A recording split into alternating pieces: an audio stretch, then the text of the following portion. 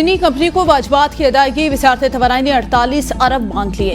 गर्दशी कर्जा खत्म करने के लिए भी 100 अरब रुपए तलब। वजारत तवानाई ने सब्सिडी की मद में अगली माली साल के लिए 1000 अरब रुपए से जायद मांगे थे। सीपैक मंसूबों की सब्सिडी इसका महज 4% बनती है। गुज़िश्ता साल चीनी कंपनियों के वाजबात की अदायगी के लिए 100 अरब रुपए मांगे थे। वजारत खजाना ने सिर्फ 48 अरब रुपए ही जारी किए थे।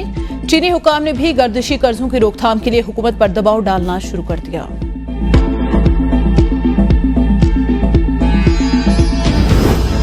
तारीख में पहली बार इक्तिसादी राबता कमेटी के इजलास की कार्रवाई खुफिया रखने का फैसला। वफाकी वज़ीर खजाना की सरकारी सतह पर काबीना की इक्तिसादी राबता कमेटी के इजलास की खबर जारी न करने की हिदायत। FBI ने भी अपने तमाम अफसरों और एहलकारों को किसी भी मामले पर मीडिया से बातचीत करने पर पाबंदी लगा दी। इदारे की कारकर्दगी और पॉलिसी फैसलों से मुतल्लिक अफसरों और एहलकारों को सोशल मीडिया पर पोस्ट करने से भी रोक दिया गया। निजकारी का अमल शुरू होते ही कौमी एयरलाइन संभल गई। PIA को 14 साल बाद 9 अरब रुपए ऑपरेटिंग मुनाफा होने का इंकशाफ। जनवरी से सितंबर 2023 तक आमदन 146 अरब रुपए से जायद रही। इसी अरसे के दौरान ऑपरेटिंग अखराजात 176 अरब रुपए से जायद रहे। इस दौरान PIA ने 1 अरब रुपए से ज्यादा का टैक्स भी अदा किया।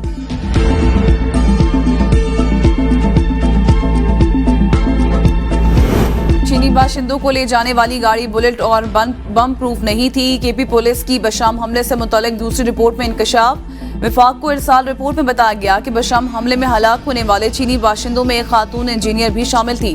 जाए वकुआ की फजाई तस्वीर भी हासिल कर ली गई। तबाह होने वाली बस दूसरी बस से 15 फीट के फासले पर थी। खुदकुश धमाके से बस 300 फीट गहराई में जा गिरी। काफिले में शामिल तमाम बसों में CCTV कैमरे नस्ब थे। खुदकुश बमबार के ज़ेरे इस्तेमाल गाड़ी के टुकड़े हासिल कर लिए गए।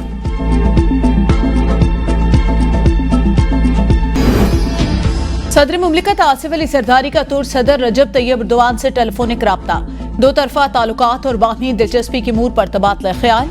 सदर आसिफ जरदारी का मुख्तलिफ शोबों में दो तरफा ताल्लुकात मज़ीद मजबूत बनाने की जरूरत पर जोर। सदर मुमलिकत ने तुर्क हम मनसब को ईद उल फितर की पेश की मुबारकबाद देते हुए उन्हें दौरे पाकिस्तान की दावत भी दी।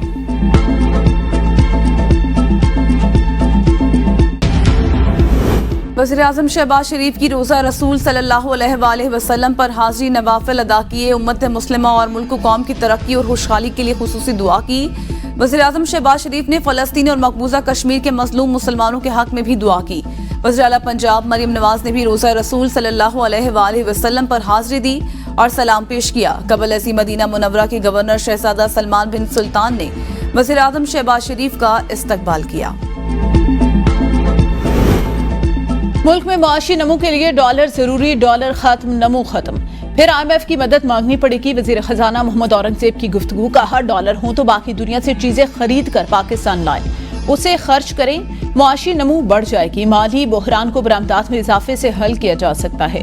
बरामदात बढ़ाने के लिए साजगार माहौल फराहम करना हुकूमत की जिम्मेदारी है। मुशावरत से किए गए सही फैसलों से साजगार माहौल फराहम करके एक्सपोर्ट बढ़ाई जा सकती है।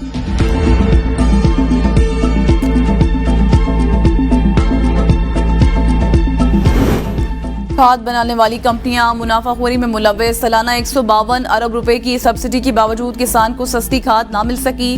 खाद कंपनियां सब्सिडी हड़प कर गई। हुकूमती सब्सिडी का मकसद किसानों को सस्ती खाद फराहम करना था। कंपनियों ने खाद सस्ती करने के बजाय महंगी फरोख्त की और 46% तक मुनाफा कमाती रही। खाद कारखानों के मालिकान से प्राइस फिक्सिंग पर वजाहत तलब। मुसाबकती कमीशन ऑफ पाकिस्तान ने यूरिया कंपनियों को शो कॉज नोटिस जारी कर दिया। जुर्म साबित होने पर कम से कम 7.5 करोड़ रुपए जुर्माना हो सकता है। रमजान पैकेज यूटिलिटी स्टोर्स ने अपनी सेल का हदफ 4 अरब बढ़ा दिया। रमजान पैकेज चांद रात तक जारी रहेगा। रमजान रिलीफ पैकेज का मुकर्ररा करदा सेल हदफ जो है वो 46 अरब रुपए था। नज़रसानी सेल हदफ 4 अरब रुपए इजाफे से 40 अरब रुपए मुकर्रर कर दिया गया। सेल अब तक 38 अरब 15 करोड़ रुपए तक पहुंच गई। शहर इक़्तिदार में महंगाई का राज, हुक्मरानों ने भी चुप साध ली। सस्ते बाजार से भी अवाम बेजार, अशिया खुरोनोश महंगी। सस्ते रमजान बाजारों में भी अशिया की कीमतें आसमान से बातें करने लगी। ईरानी सेब 355 रुपए, अनार 480 रुपए, अमरूद 240 रुपए में फरोख्त होने लगा। सब्जियों के भी ईद से पहले रेट हाई फाई। प्याज 1150 में 5 किलो, लहसुन 660 किलो में फरोख्त। इंतजामिया की कार्रवाइयां बराए नाम रही। महकमे सेहत खैबर पख्तूनख्वा के डायरेक्टर पब्लिक हेल्थ पर डीजी मेहरबान बैक वक्त 10 अहम ओहदों पर विराजमान। डायरेक्टर पब्लिक हेल्थ अरशाद रूहानी को कई अहम ओहदे देकर दूसरे अफसरान को नजरअंदाज। ईद पर सजना संवरना, दूसरों से मुनफरिद नजर आना खवातीन समेत हर किसी की ख्वाहिश। कहीं फेशियल तो कहीं मेहंदी, कहीं चूड़ियों की खनखनाहट। बाजारों में हरी, लाल, नीली, पीली चूड़ियों के स्टॉल सज गए। चलमलाते लिबास खवातीन के दिल लुभाने लगे। छुट्टी के दिन शहरियों का बाजारों का रुख, ईद की खरीदारी। दुकानदारों ने भी चीजों के दाम बढ़ा दिए। टेलर मास्टर्स की दुकानों पर रश बढ़ गया। मुतादिद दुकानों पर हाउसफुल के बोर्ड्स लग गए।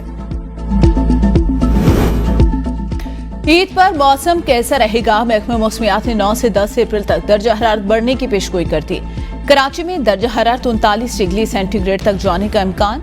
बलाई वसी अजला में दिन में मौसम गर्म रहेगा और पारा 38 से 39 डिग्री सेंटीग्रेड तक जाने का इम्कान। दिन के औकात में गैर जरूरी बाहर ना निकलें। महकमा मौसमियात ने शहरियों को खबरदार कर दिया।